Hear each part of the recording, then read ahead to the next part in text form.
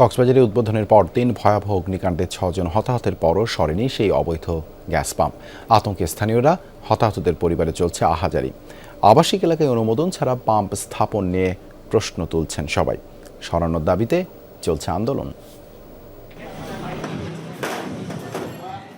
গত 25 ফেব্রুয়ারি রাতে কক্সবাজারের কলাতলিতে নুরুল আলমের মালিকানাধীন এলপিজি পাম্পে ঘটে ভয়াবহ অগ্নিকাণ্ড।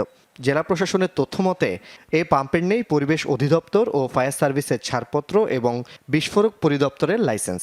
নির্বাচনী ডামাডোলের মধ্যে এটি নির্মাণ শেষে তড়িঘড়ি করে উদ্বোধনের পরদিনই ঘটে ভয়াবহ দুর্ঘটনা। প্রাথমিকভাবে আমি যতটুকু আমার অফিসের কাগজপত্র দেখে দিয়েছি, সেখানে কোনো ওই জায়গার জন্য কোনো অনুমতি ছিল না।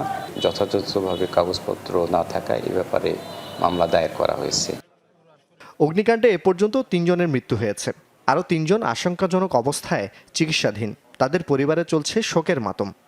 আমি কি করব, আমার ছোট বাচ্চা ফেলে চলে গেছি। এখন ও ছবি দেখলে বলে এটা বাবা বাবা, আর তো বাবাকে দেখবে না, ও তো শেষ। এখন এই ঘটনাটা হয়ে একদম আমরা নিঃস্ব হয়ে গেছি। আমার কথা বলার শক্তিও নাই, আমি কিভাবে কথা বলবো জানি। আবাসিক এলাকায় অনুমোদন ছাড়া গ্যাস পাম্প স্থাপনে ক্ষুব্ধ স্থানীয়রা আছেন আতঙ্কে। আমার নিজের মেয়ে, সেই 3 বছর, এখনো ভয় ভাই আগুন আসতেছে।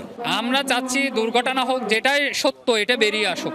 এটা খুব শর্টের ভিতর করে, আমাদের 10-15 দিনের মধ্যে করে ফেলছে মনে হয়। এটা গ্যাস পাম্পটি সরিয়ে নিতে এবং সংশ্লিষ্ট সংস্থাগুলোর গাফিলতি ও অনিয়ম তদন্তের দাবিতে কর্মসূচি হচ্ছে প্রতিদিন। জোবায়েত ইবনে শাহাদাত, যমুনা নিউজ।